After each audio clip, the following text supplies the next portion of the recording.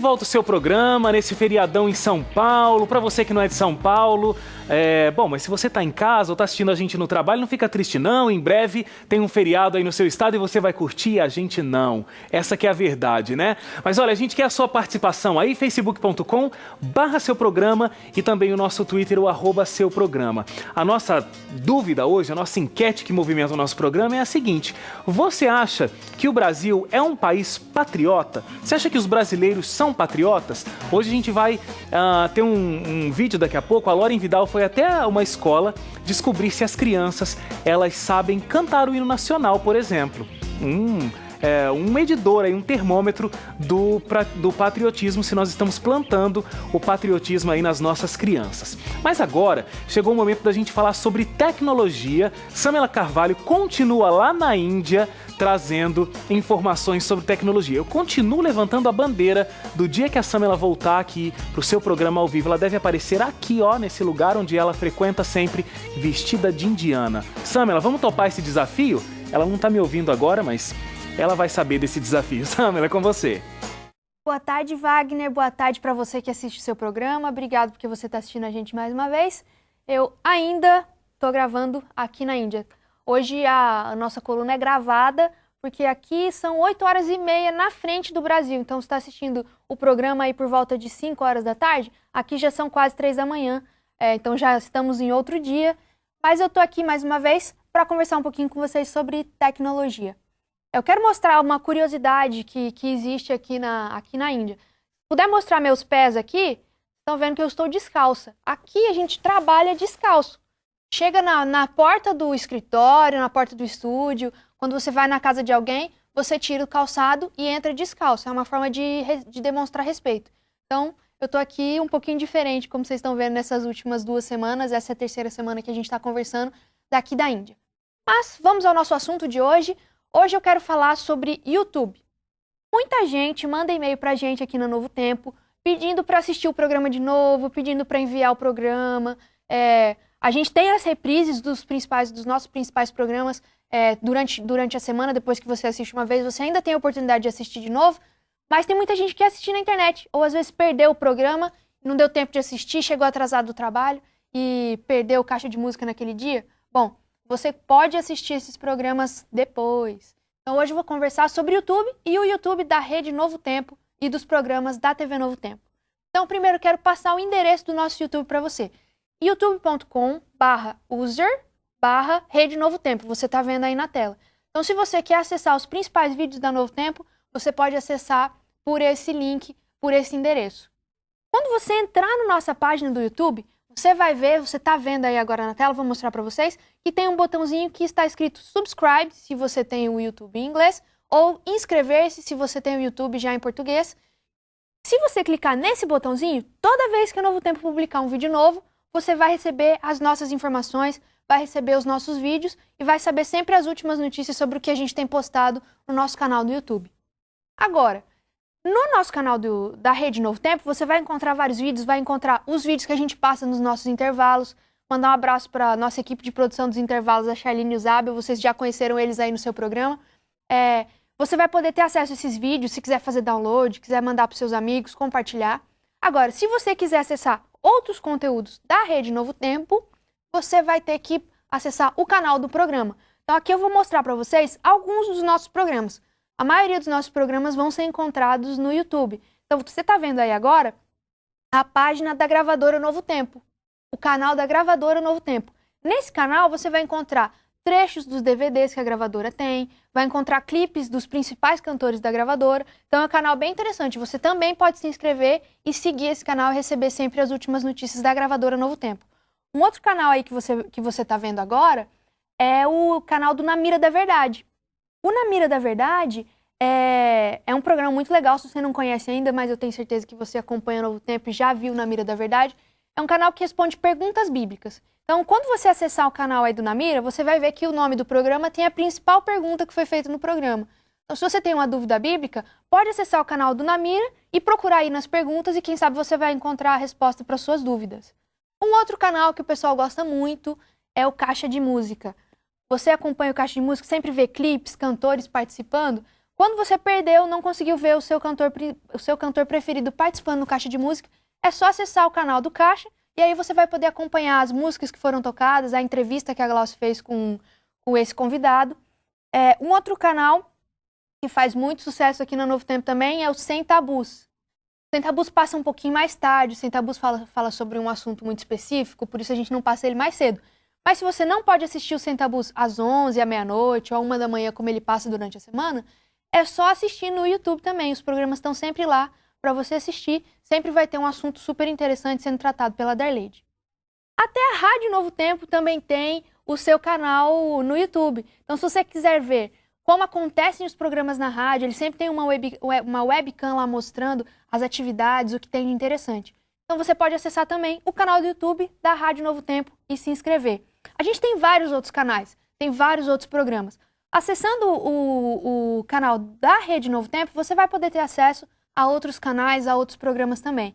Então, não se incomode se você perdeu alguma coisa na TV, fica tranquilo, acesse o nosso canal do YouTube, se inscreva para sempre receber as informações e acompanhe sempre os programas da Novo Tempo com a gente. Então, essa é a minha dica de hoje, é uma dica super útil, que eu gostei bastante. Então, tá aí a oportunidade para você assistir todo o conteúdo da Novo Tempo, independente do horário, você assiste na hora que você quiser. Vou falar de novo, youtube.com/user/Rede Novo Tempo, e aí você se inscreve no nosso canal e fica sabendo de tudo e acompanha toda a nossa programação.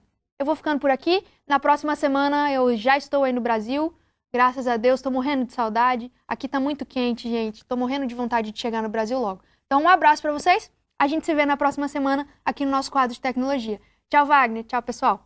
Valeu, Samela. Olha, Samela Carvalho todas as terças-feiras com a gente, trazendo muitas informações aí sobre tecnologia. Se você, inclusive, tem alguma dúvida, por exemplo, tá querendo comprar um smartphone, tá querendo comprar um tablet, um computador, ou tem a dúvida de como usar um aplicativo, manda sua pergunta pra gente, facebook.com/seuprograma, o Twitter é o @seuprograma, coloca lá que a Samela vai, você tem uma dúvida pra Samela, a gente responde aqui, esse é o seu programa, a gente quer esclarecer todas as suas dúvidas.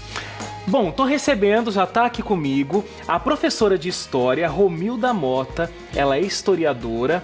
Romilda, muito obrigado pela sua participação aqui com a gente no seu programa. Prazer é meu.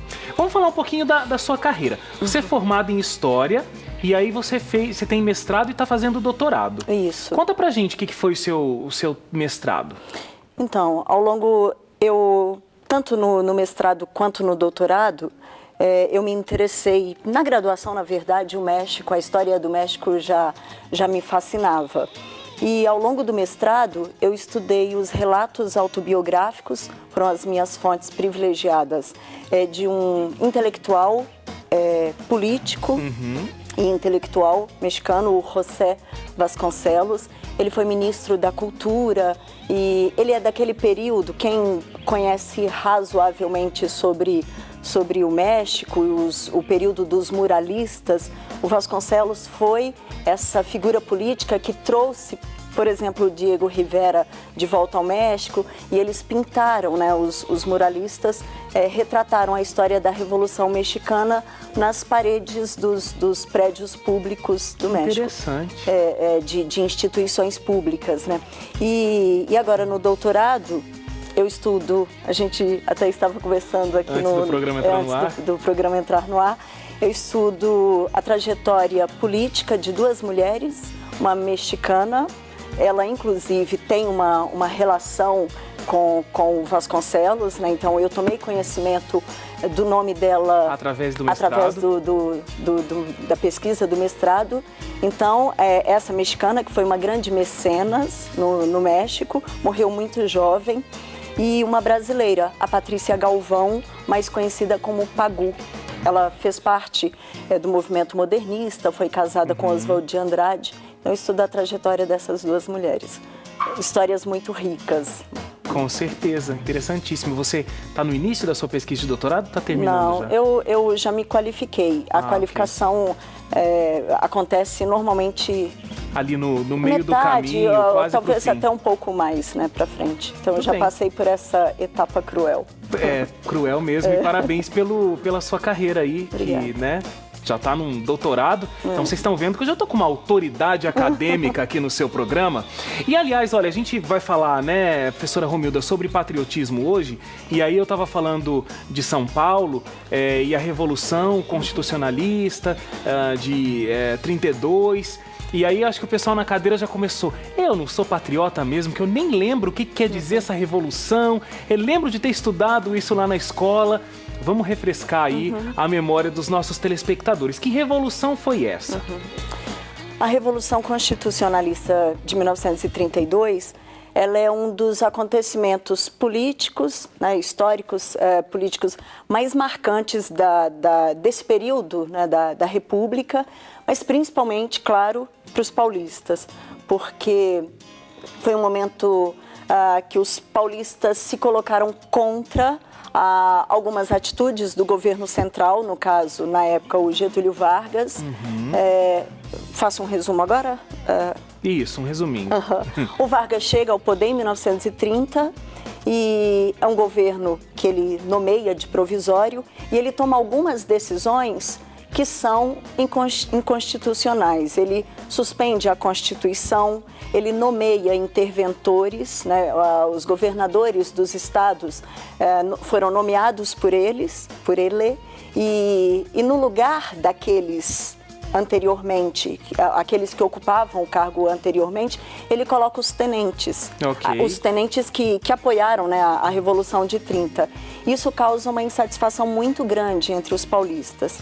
Então, porque imagine, esse interventor escolhido, colocado no cargo pelo Vargas, era um pernambucano, o João Alberto. Então, para os paulistas, de repente, eles que durante todo o período, desde a Revolução, desde a proclamação da República, eles eram a base do poder daquilo que nós chamamos de República Velha ou República Oligárquica.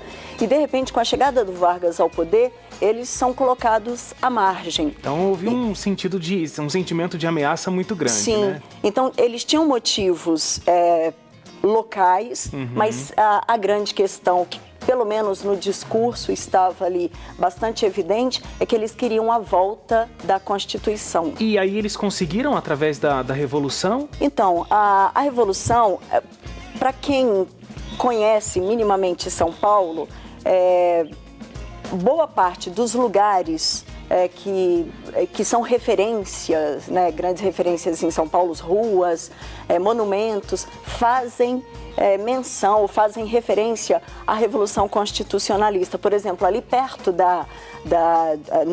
naquela região do Ibirapuera, tem o obelisco. Sim. E ali estão guardados os restos mortais dos heróis de 32. Você passa ali no Butantã, há um quadrilátero que tem os nomes dos 4 jovens mortos, porque esse foi um momento no dia 23 de maio, que é uma das principais avenidas de São Paulo também, faz referência a essa Revolução de 32. E a 9 de julho também, que foi o momento em que a guerra foi deflagrada. Ela começa a dar os seus sinais no dia 25 de janeiro, que é também uma data que traz consigo um simbolismo muito grande, que é o aniversário de São Paulo. Então, os paulistas foram dando sinais das insatisfações. Vargas até tentou minimizar, enfim, tirou o João Alberto, colocou um paulista, mas era militar, não era um membro da elite paulistana que eles queriam. E nada fez com que os paulistas, enfim, sossegassem. Até que finalmente a guerra começa. Não foi longa, mas ela teve contornos dramáticos. Ela começa no dia 9 de julho e ela vai até o início. Alguns falam dia 1º de outubro, outros falam no dia 3, mas no final ela teve esses contornos dramáticos, porque os paulistas esperavam contar com o apoio de alguns outros estados nessa luta pela volta da Constituição. E por fim, esse apoio prometido não veio. Minas Gerais amarelou. Espirrou fora. Enfim, não deu apoio. Rio Grande do Sul também, apesar de ser o estado de origem do Vargas, mas ali havia grupos insatisfeitos. Então, esses apoios prometidos, eles não se confirmaram. Então, os paulistas terminaram, apesar de terem feito toda uma campanha, o ouro para o bem de São Paulo. Mas acabou sendo uma coisa só na mão dos paulistas mesmo. E aí eles não tinham condições, porque imagine, as tropas federais, elas cercaram as fronteiras do estado, impedindo que chegasse, enfim, os paulistas tinham dinheiro, arrecadaram, o ouro para o bem de São Paulo, arrecadaram dinheiro, mas não tinham como comprar essas armas. Então, quando eu digo que sobre esses contornos dramáticos, no final os paulistas já improvisavam. Não sei se você já ouviu falar da matraca, que é uma... Ela imita o barulho de uma metralhadora, mas imagine... Eu já ouvi essa história. Pois é, só para dar um efeito, né? E todo mundo o inimigo ficar com medo, mas não tava... E aí, por fim, eles tiveram que se render. Agora, não sei se a sua próxima pergunta, se eu posso me antecipar, ou se na verdade você já fez e eu aqui não prestei atenção a esse detalhe. Os paulistas perderam militarmente. Perderam, é fato. Entretanto, se nós formos avaliar o contexto, eles terminaram ganhando politicamente. Vargas sabia que ele não poderia, não era interessante para ele. Ele precisava dos paulistas junto com ele. Imagine, São Paulo já era naquele momento, o estado de maior poderio econômico, etc., no país. Então, o que o Vargas faz? Com a habilidade política que ele tinha, é um dos maiores, uma grande referência de político habilidoso que a história registra. Então, o que ele faz? Ele dá um tempo e depois, pouco tempo depois, no ano seguinte, ele nomeia o interventor. Ainda tem esse nome, interventor, mas era o nome que os paulistas queriam. E ele também convoca eleições, a volta da Constituição. Então, enfim, a gente conclui que os paulistas obtiveram uma vitória política, sim. É muito parecido com o que está acontecendo hoje, né? Assim, o governo pensa uma coisa, mas agora o povo está se levantando e se manifestando e conseguindo outros resultados. Mas, enfim, você já percebeu que a nossa conversa hoje vai render, né? Romilda, acho que deve ser uma ótima professora na sala de aula. A história está fluindo aqui no seu programa. Mas a gente tem que fazer uma parada pro intervalo rapidinha, a gente volta já.